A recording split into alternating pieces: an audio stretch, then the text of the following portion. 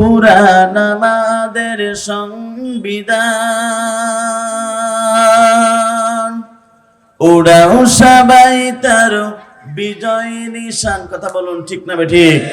আপনার আমার সংবিধানের নাম কি? কারা কারা মুসলমান দুটি হাত তুলে আল্লাহকে দেখান। আমরা জাতিতে মুসলমান, আমাদের জীবন গ্রন্থ নামাজ আল্লাহর কোরআন, আমাদের অবসাল্লাহ, আমাদের নেতা হচ্ছে নবী মুহাম্মদ রাসূলুল্লাহ সাল্লাল্লাহু আলাইহি সাল্লাম। কথা বলুন ঠিক না বেঠিক? আমাদের অবসাল্লাহ, আমাদের নেতা হচ্ছে নবী মুহাম্মদ রাসূলুল্লাহ সাল্লাল্লাহু আলাইহি সাল্লাম। আর মুসলমানদের জীবন গ্রন্থ নামাজ আল্লাহর কোরআন। কথা বলুন ঠিক না বেঠিক? কিছুদিন আগে আমরা দেখতে পেরেছিলাম ফ্রান্সের সরকারের প্রধানমন্ত্রী ম্যাক্রো বিশ্ব নবীকে কটূক্তি করেছিল। বাংলাদেশের তৌহিদি জনতারা টেকনাফ থেকে তেতুলিয়া, রূপসা থেকে বাতুলিয়া, সুন্দরবন থেকে বান্দরবন প্রত্যেকটা ইঞ্চের মুসলমানেরা মাথায় কাপড়ের কাপড় বেঁধে গোটা বিশ্বে বিশ্ব নবীর পক্ষে স্লোগান দিয়েছিল, আমরা সেই নবীর উম্মত। কথা বলুন ঠিক না বেঠিক? এখানে শেষ নয় বেরে বন্ধুরা, আপনারা বড় বিশ্ব নবী আখিরি জামানার নবী, যে নবীর চেহারা দেখলে পরে এতিম সন্তানগুলো পিতা হারানোর বেদনা ভরে যেত, যে নবীর চেহারা দেখলে পরে বিধবা তাদের স্বামী হারানোর বেদনা ভরে যেত, যে নবীর চেহারা দেখলে পরে খোদাত্ত সাহাবীগণ খোদা নেওয়া হয়ে যেত। ওই নবী যখন এই জমিনে কালেমার দাওয়াত দিয়েছিল, আউজার সরকার মিথ্যা মামলাকে দীর্ঘ 29টি মাস কারাবরণ করেছিল। কারারুদ্ধ অবস্থায় গাছের লতা পাতা পর্যন্ত চিবিয়ে চিবিয়ে খেয়েছে। তারপরে বিশ্বনবী কালেমার দাওয়াত থেকে 1 ইঞ্চি সরে দাঁড়ায় নাই। আমরা সেই নবীর উম্মত। কথা বলুন ঠিক না বেরে? এখানে শেষ নয় বেরে বন্ধুরা, এই জমিনে কালেমার দাওয়াত দেওয়ার কারণে তাইপে দুষ্ট যুবকেরা আল্লাহ রাসূলকে টার্গেট করে বৃষ্টির মতন পাথর মেরেছিল। পাথরাঘাত প্রাপ্ত হয়ে নবীর সমস্ত শরীর থেকে রক্ত বের হয়েছিল। তাইপের ময়দানে বিশ্বনবী 3টি ময়দানে বেহুশ হয়ে গিয়েছিল। এই জমিনে কালেমার দাওয়াত দেওয়ার কারণে বিশ্বনবী উহুদের ময়দানে দান্দার ব্যাপারে শহীদ করতে হয়েছিল।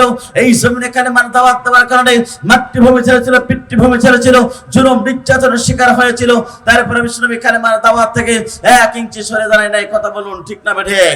রাসূলের সুন্নাহ সাহাবীগণ তারা পর্যন্ত এই জমিনে কালেমার দাওয়াত দেওয়ার কারণে অসংখ্য সাহাবী হাত দিয়েছেন, চোখ দিয়েছেন, কান দিয়েছেন, বুকে রক্ত ধরে এই জমিনকে সিক্ত করেছে।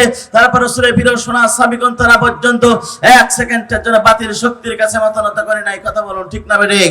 আর উলামা ওয়ারাসাতুল আম্বিয়া, নবীদের উত্তরসূরি হচ্ছে হক্কানি আলেমগণ। সেই হক্কানি আলেমগণ গোটা পৃথিবীতে কালেমার দাওয়াত দিয়েছিল, ইসলামের দাওয়াত দিয়েছিল। যুগে যুগে যারা ইসলাম বিরোধী, কোরআন বিরোধী স্বৈরাচার শাসকরা ছিল, ওই স্বৈরাচার শাসকরা আলেমদেরকে মিথ্যা মামলা দিয়ে অন্ধ প্রকার জীবন যাপন করানো হয়েছে।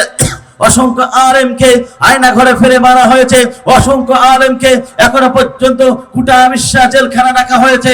তারপর একজন হক্কানি আলেম বাতিল শক্তির কাছে 1 সেকেন্ডের জন্য মাথা নত করে নাই। কথা বলুন ঠিক না বেঠিক?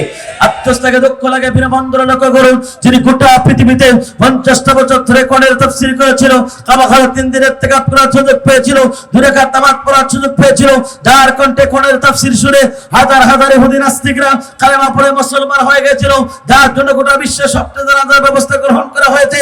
জাতির শ্রেষ্ঠ তাফসীরকারক, জাতির শ্রেষ্ঠ সন্তান, গোটা বাংলাদেশের সম্পদ নয়, গোটা বিশ্বের সম্পদ, কোরআনের পাখি আল্লামা সাঈদী পর্যন্ত এই জমিনে কালেমার দাওয়াত দেওয়ার কারণেই ওই জালেমরা 13টি বছর ধরে মিথ্যা মামলা দিয়ে অন্ধ প্রকার জীবন যাপন করিয়ে ভারতকে খুশি করার জন্য 18 কোটি মুসলমানের সম্মুখে কোরআনের পাখি আল্লামা সাঈদীকে হত্যা করেছিল। তারপরে কোরআনের পাখি আল্লামা সাঈদী পর্যন্ত 1 সেকেন্ডের জন্য বাতিল শক্তির কাছে মাথা নত করে নাই। সুতরাং বিশ্ব নবীর মতন করে যদি আপনার রক্ত দেওয়া লাগে, সেই নবীর মতন করে যদি কারা কারা নিক্ষিপ্ত হতে হয়, নবীর প্রিয় সাহাবায়ে কেরামদের মতন করে যদি হাত দিতে হয়, চোখ দিতে হয়, কান দিতে হয়, বাংলাদেশের আলেমদের মতন করে যদি মিথ্যা মামলা খাওয়া লাগে, অন্ধ প্রকার জীবন যাপন করা লাগে, আয়না ঘরে ফিরিয়ে যেতে পারা হয়, রক্ত দেবো, জীবন দেবো, কোরআনের পাখির মতন আল্লামা সাঈদীর মতন করে যদি রক্ত দিতে হয়, রক্ত দেবো, জীবন দেবো। কিন্তু কোন সময় কোন প্রেক্ষাপটে আল্লাহর কোরআন ছাড়বেন না। কারা কারা যদি হাত দিলে আল্লাহকে দেখাই দেয় তারা তারা।